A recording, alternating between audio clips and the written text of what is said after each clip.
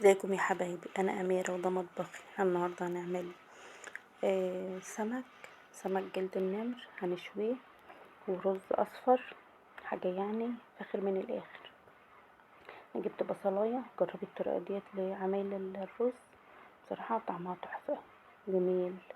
انا جبت بصلايه وخرطتها مكعبات يعني، ولا كبيره ولا صغيره، وحطيت عليها معلقه ملح وسمنه وزيت، وقلبتها كده لما دخلت على اللون اللي هو الذهبي الحلو ده. ضفت عليها كوبايه ميه ومعلقه كركم،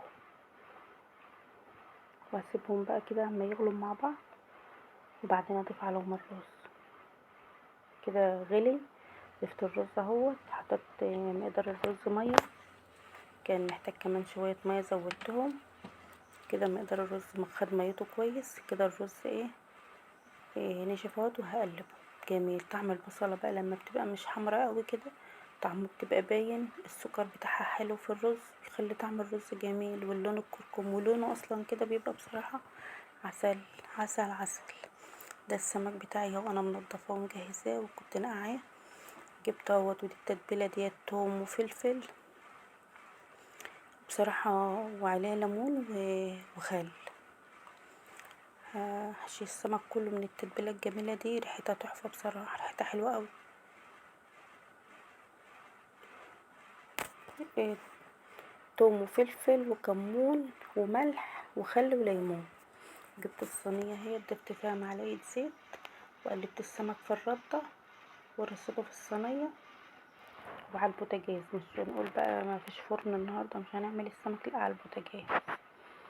على البوتاجاز كده تغيير بدل الفرن، يعني اما كل مره في الفرن والفرن، لا على البوتاجاز.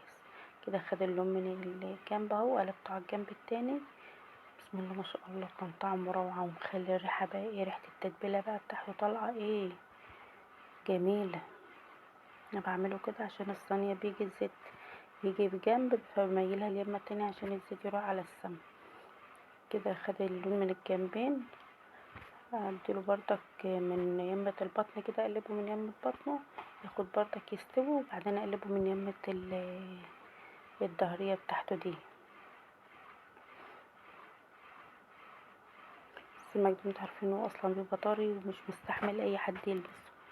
بقى ايه، دي بقيت الخلطة عندي. ضفت على ليمونة تانية وشوية خل كمان، وضفتها على السمك بقى بعد ما استوى خالص كده، قبل ما اطفي البوتاجاز.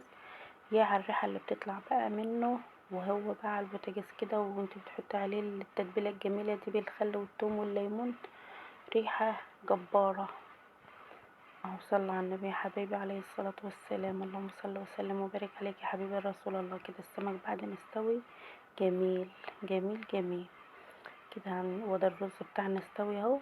وانا عملت بطاطس محمرة وسلطة ومخلل وخيار وعيش، ظبطت يعني الغدا والحمد لله.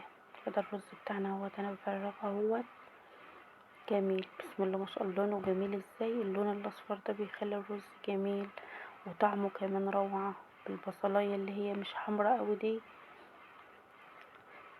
بتبقى جميلة باينة في الرز كده جميلة. انا بحبه كده، مش بحب بصراحة اللي بيبقى لونه بني.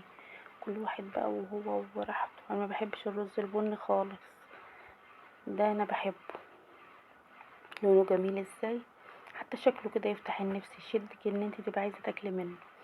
انا عملت سلطه، وعملت بطاطس، وعملت بتنجان ومخلل وعيش، وظبطت الغدا وتعالوا اتغدوا معانا بقى. ايه رايكم في الجمال والحلاوه دي؟ يلا صلوا على النبي يا حبايبي، واذكروا الله، وادعوا لنفسكم وادعوا لحبايبكم.